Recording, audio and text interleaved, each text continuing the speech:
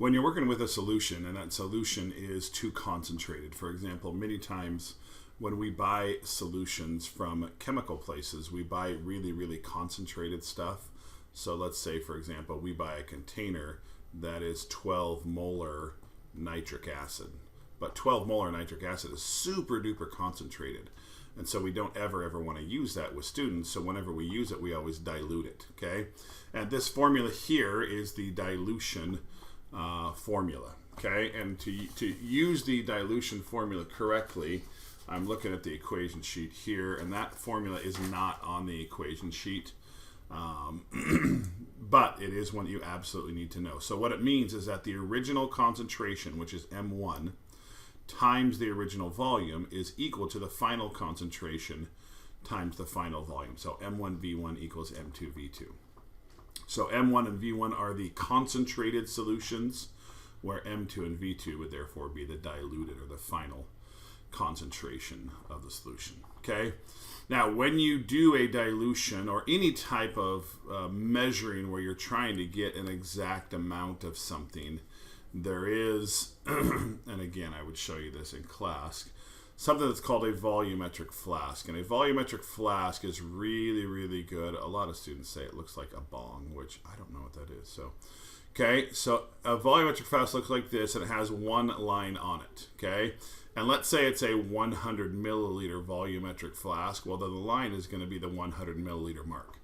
Okay, so that means that that volumetric flask is good for measuring exactly 100 milliliters, better than a graduated cylinder, much better than a beaker. A volumetric flask is really, really good for measuring that amount, but that amount only. Okay, so volumetric flask can be really, really helpful if you have the right volume of that volumetric flask. If you have to measure 25 milliliters, well, then the 100 milliliter volumetric flask isn't going to help you at all.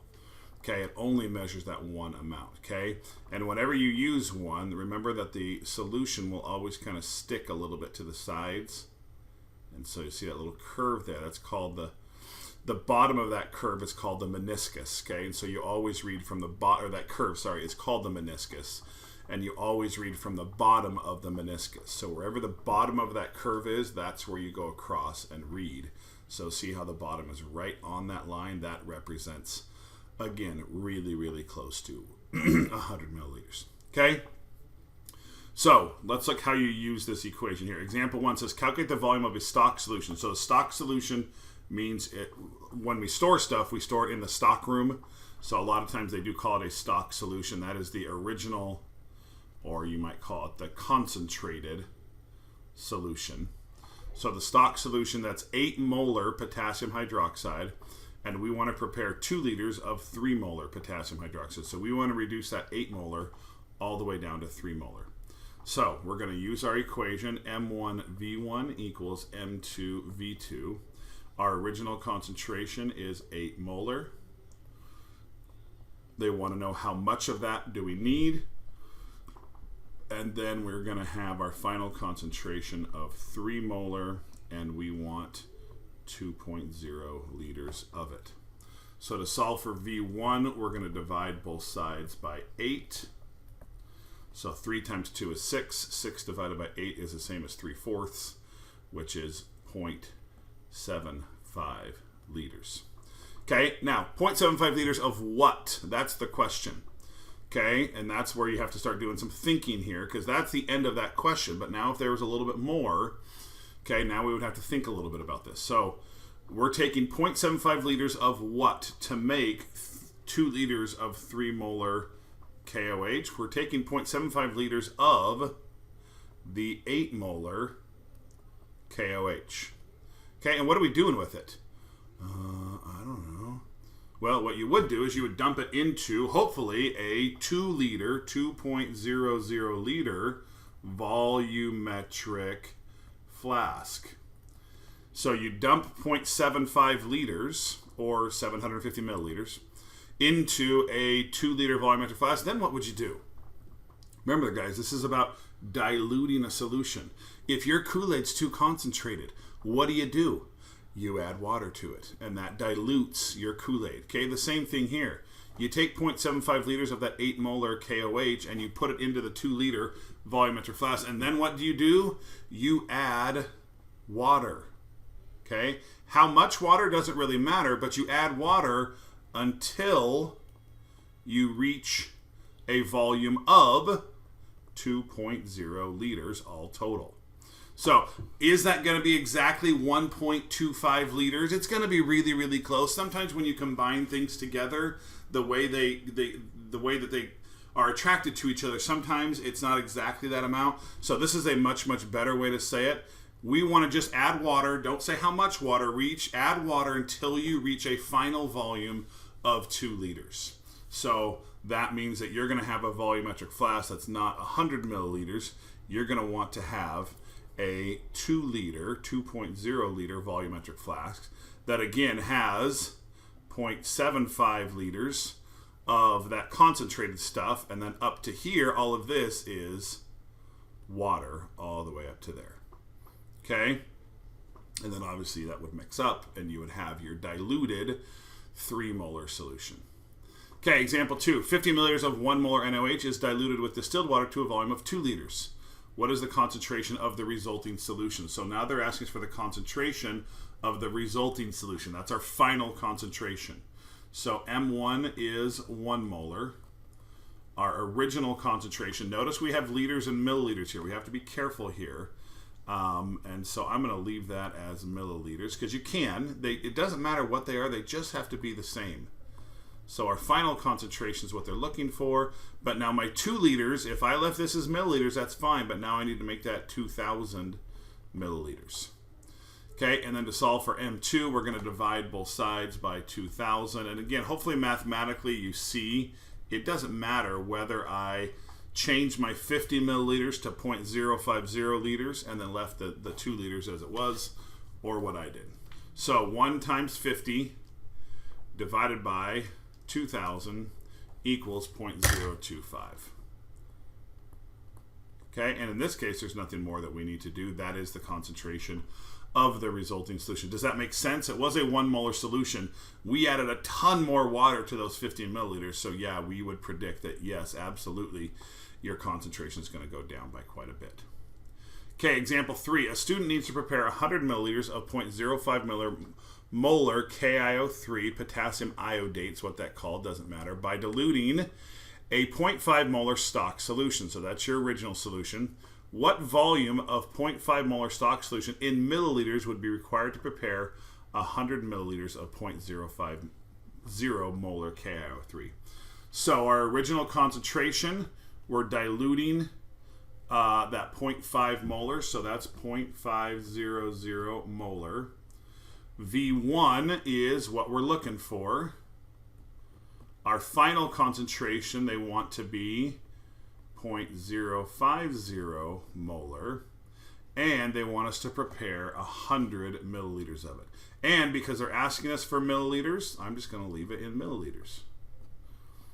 Okay, so to get V1 by itself, I'm going to divide both sides by 0.500 molar. So 0.050 times 100 divided by 0.5 equals 10.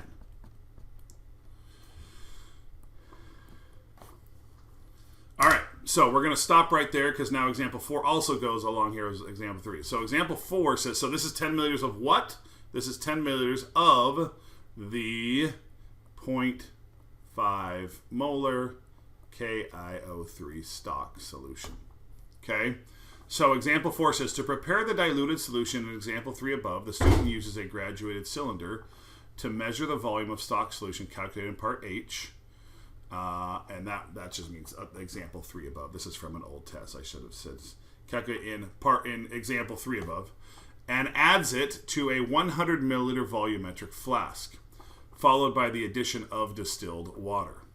If the student fills the volumetric flask with distilled water, but the bottom of the meniscus is significantly below the 100 milliliter mark. So again, we've got our volumetric flask here. Okay, there's our line, but the bottom of the meniscus, say, is down here. So there's 100 milliliters. Okay, the bottom of the meniscus is significantly below the 100 milliliter mark. Would the resulting solution concentration be greater than, less than, or equal to the intended concentration? Well, what's the intended concentration? If we got up to 100 milliliters, the concentration of our solution would be 0.050, okay? So we want it to be 0.050. Okay, so remember, we've added the right amount. Here's our 10 milliliters of the KiO3, and then the rest of it is water. Okay, so water up to here. So we've added the correct amount of the KiO3, we just haven't added enough water. So, again, here's where you really have to focus on this, though. You might think, oh, well, I haven't added enough water, it's got to be less than, okay? Water is what dilutes it. Water is what makes it less concentrated, okay? So we didn't add enough water to this mixture to get up to our 100 milliliters. Okay, so therefore, we have more of this and not enough water to reach the 100 milliliters. So that's going to make our concentration greater than 0.050. Because remember, it gets to 0.050 once you've added the 10 milliliters and enough water to get to 100 milliliters. Let's say, so roughly that's 90 milliliters of water. Okay, so 10 milliliters of the KiO3 plus 90 milliliters of water gets you to your 0.050. But if I only had, let's say, 80 milliliters of water, well, then it's not as dilute as we want it to be. So if the concentration starts at 0.5 and we want it to go all the way down to 0.05, it's not there yet. Okay, it doesn't get there until you add enough water to get to this 100 milliliter mark on your flask. So therefore, it is going to be greater than. Okay, and I would explain that because less water makes a more concentrated solution. Okay, and you can look at it in terms of molarity. What's molarity? Molarity is moles over liters. You've got less volume than you should. A smaller volume, a smaller denominator, makes a bigger answer. Okay, and then the last thing we're going to talk about here, let's talk about this here real quickly, is basically when you're putting acid and water together, okay? Many times acids are really, really concentrated. So when you dilute them, a lot of times it releases a lot of heat, okay? So if you have a really, really concentrated acid, so here's our acid here, and I dump some water into there, a small amount of water into there, a lot of times that's a very energy releasing process, okay? And what that can do, that can be really, really dangerous. The acid can come up and spray all over you, okay? So the key is you always add acid to water. So you always start with water. So start with some water, and then add the acid to it, and then if you need some more water to dilute it the rest of the way, then you can add some more water. But you always start with the water, add some acid to it, because then you're putting a very, very concentrated thing into something that's not concentrated at all, and it can spread out that heat a lot more. But if you add the water directly to the acid, that can be very, very dangerous, okay? And we're going to talk about some terms later on. Okay, this is a very, very exothermic process, and that it gives off heat. And again, when it gives off a lot of heat very quickly, that can be very, very dangerous. Okay, and this is something that, don't even worry about this right now. We will talk about this in much more detail later on. So we're going to stop there for today.